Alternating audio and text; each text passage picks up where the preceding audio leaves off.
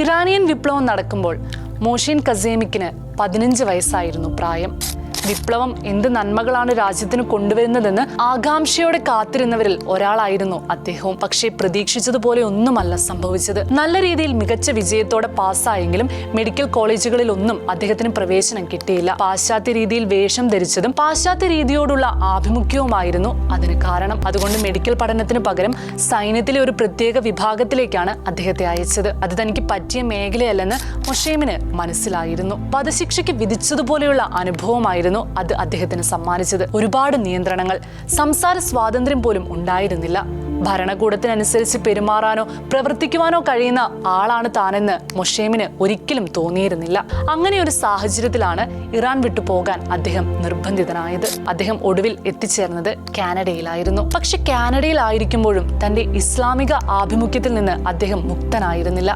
എന്നാൽ ഭാര്യയായി തീർന്ന പെൺകുട്ടിയുമായുള്ള ആദ്യ കൂടിക്കാഴ്ചയിൽ തന്നെ അവൾ സംസാരിച്ചത് യേശുവിനെ കുറിച്ചായിരുന്നു.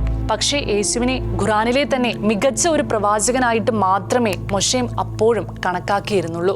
പ്രതിശ്രുത വധു ഇൻസുക് പറഞ്ഞു, യേശു ഒരു പ്രവാചകനല്ല, ദൈവപുത്രനാണ്. യേശു ദൈവപുത്രനാണെങ്കിൽ അവിടത്തേക്ക് എനിക്ക് മുമ്പിൽ സ്വയം വെളിപ്പെടുത്താൻ കഴിയണം എന്നതായിരുന്നു വെല്ലുവിളി പോലെ മൊഷേമിന്റെ വാക്കുകൾ. നീ ഒരു പ്രവാചകനാണെന്ന് ഞാൻ വിശ്വസിക്കുന്നു, എന്നാൽ അതിനപ്പുറം നീ ദൈവപുത്രനാണെന്ന് എനിക്ക് വെളിപ്പെടുത്തണം. യേശുവുമായി മൊഷേം വാതുവെച്ചു. ആ ദിവസം രാത്രി മൊഷേം ഒരു സ്വപ്നം കണ്ടു. സ്വപ്നത്തിൽ മൊഷേം ഇറാനിലായിരുന്നു. അവിടെ ക്രിസ്ത്യാനിയായ ഒരു യുവാവുണ്ടായിരുന്നു. അയാളോട് മൊഷേം ചോദിച്ചു, യേശു ദൈവപുത്രനാണെന്ന് നിങ്ങൾ പറയുന്നത് എന്തുകൊണ്ടാണ്? അയാളുടെ മറുപടി പെട്ടെന്ന് വന്നു, നീ നിന്റെ ചിന്താഗതി മാറ്റുക.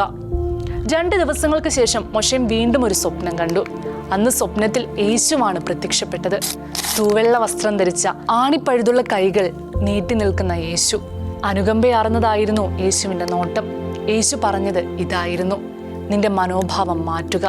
ചിന്താഗതി മാറ്റുക എന്നതുകൊണ്ട് എന്താണ് ഉദ്ദേശിക്കുന്നതെന്ന് മൊഷേമിന് അറിയില്ലായിരുന്നു. ഇസ്രായേലും യഹൂദരുമായി പുതിയ ഒരു ഉടമ്പടി സ്ഥാപിക്കുന്ന ദിവസത്തെക്കുറിച്ച് വചനം പറഞ്ഞതും എന്നെ മറക്കാതിരിക്കേണ്ടതിന് എൻ്റെ നിയമങ്ങൾ അവരുടെ ഹൃദയത്തിൽ എഴുതുമെന്ന് വചനം പറഞ്ഞതുമെല്ലാം ആ നിമിഷം മൊഷേമിന്റെ ഓർമ്മയിലൂടെ കടന്നുപോയി.